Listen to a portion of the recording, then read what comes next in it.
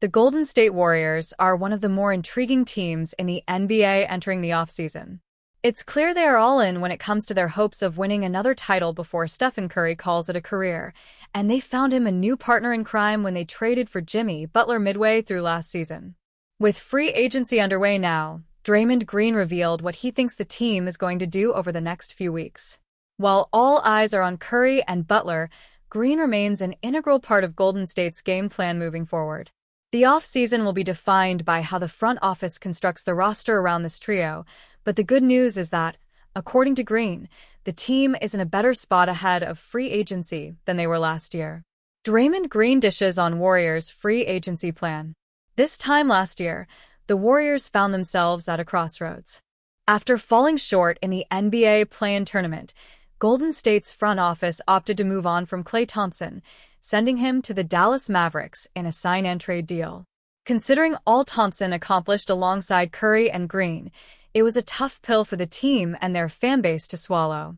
Making matters even worse, the Warriors didn't truly replace Thompson.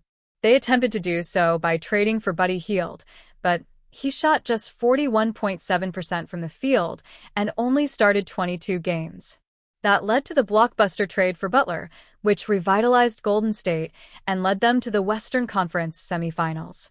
Unfortunately, a hamstring strain in Game 1 forced Curry out of their series against the Minnesota Timberwolves, and the Warriors ended up losing in 5 games. With Curry, Butler, and Green in place, though, Golden State is automatically in a better spot than they were last year. While there are certainly moves to be made when it comes to rounding out the roster, Green believes that the hard work has already been done, and he's looking forward to the Warriors getting back in action and attempting to win with their current core group. "I think the heavy lifting has been done," Green said on The Draymond Green Show with Baron Davis. "We added Jimmy Butler. I think that was the biggest thing that needed to happen. Now that we got that, we can tool around that. Just going into it, it's all about looking to see, all right, now we know how it looks, we got that part figured out. What does it look like around that? I think we're in a much better position heading into this one than we were last year." Warriors endure quiet start to free agency. With the free agent market having been open for nearly 24 hours, the Warriors have not managed to do much yet. They saw veteran center Kevin Looney depart for the New Orleans Pelicans in free agency, but he could ultimately be replaced by former Boston Celtics big man Al Horford, who Golden State is reportedly heavily pursuing. Of course, the biggest issue the team needs to figure out is Jonathan Kuminga's restricted free agency. Based on that, it seems like the front office agrees with Green's stance that the Warriors need to focus on rounding out the edges of their roster, rather than making a big splash just for the sake of doing so. And while it's been quiet so far, expect Golden State to pounce on their top targets, with their pursuit of Horford something to keep tabs on in the near future. The Golden State Warriors are considering how to best to improve the roster this summer, and a high-stakes trade agreement with the Los Angeles Lakers for LeBron James could be the best way to actually do it. Golden State just watched center Kevin Looney walk in free agency, joining the New Orleans Pelicans on a 2-year deal worth $16 million. Free agent center Kevin Looney has agreed to a 2-year, $16 million deal with the New Orleans Pelicans, sources tell ESPN. Charania posted to X. Life Sports Agency CEO Todd Ramasar and the Pelicans reached a deal tonight for the 3-time NBA champion who departs Golden State after 10 years. The Warriors hope to replace Looney with Al Horford, most recently of the Boston Celtics, per a report from Mark Stein and Jake Fisher of the Stein line on Monday, June 30th. Al Horford is a top target for Golden State, league sources tell at Jake L. Fisher. "And me," Stein posted to X.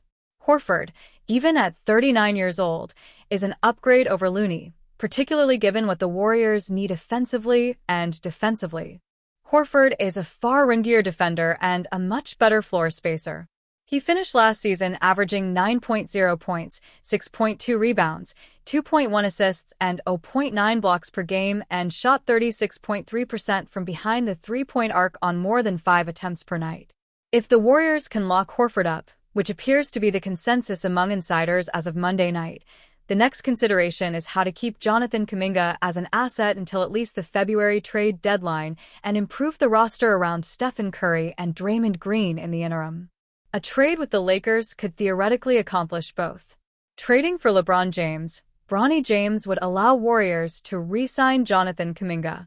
Kevin Pelton of ESPN explained on Monday how a trade between Los Angeles and Golden State, which involves LeBron James and Bronny James as well as Jimmy Butler, could work after LeBron James decided to opt into his $52.6 million contract in 2025-26 rather than hit free agency. A sign-and trade would be possible if James were to decline his option, but that possibility is complicated by the fact that a team receiving a player via sign-and trade is automatically hard-capped at the lower luxury tax apron, limiting its moves to build out the roster. An opt-in and trade isn't subject to the same restrictions. For example, hypothetically, the Golden State Warriors could now trade Jimmy Butler III, starting a max extension, to the Lakers for LeBron James and Bronny James, and neither team would face a hard cap of any kind, allowing the Warriors to re-sign restricted free agent Jonathan Kuminga. Jimmy Butler's salary matches almost perfectly with those of LeBron James, Bronny James. Bronny James wouldn't be a crucial piece to the deal, though his exceptional run in the G League with the South Bay Lakers during his rookie campaign in 2024-25 is indicative of a player who could eventually crack a rotation and become a significant contributor to an NBA team. But in this case, his inclusion would be about making the money work and potentially keeping LeBron James happy if he wanted his son with him for the swan song of his career. LeBron James' contract coupled with Bronny James' approximately $2 million in 2025 are close enough to Butler's $54.1 million to make the money line up. Butler could join Luka Doncic in Los Angeles, while James could join his friends Curry and Green in Northern California. Kuminga may have a bigger role in Butler's absence and decide he's happy in Golden State. If not, the Warriors could look to upgrade the roster further around the new Big Three, and potentially Horford as well, via trading Kuminga ahead of the deadline. The opening hours of NBA free agency brought heartbreak for the Golden State Warriors, with franchise stalwart Kevin Looney departing on a 2-year, $16 million contract to the New Orleans Pelicans. It was otherwise a slow first day of free agency for the Warriors, who don't appear any closer to a resolution with restricted free agent Jonathan Kuminga. Other moves seem to be on hold as a result, though there is one rival player who's become priority number one in their hunt for veteran additions.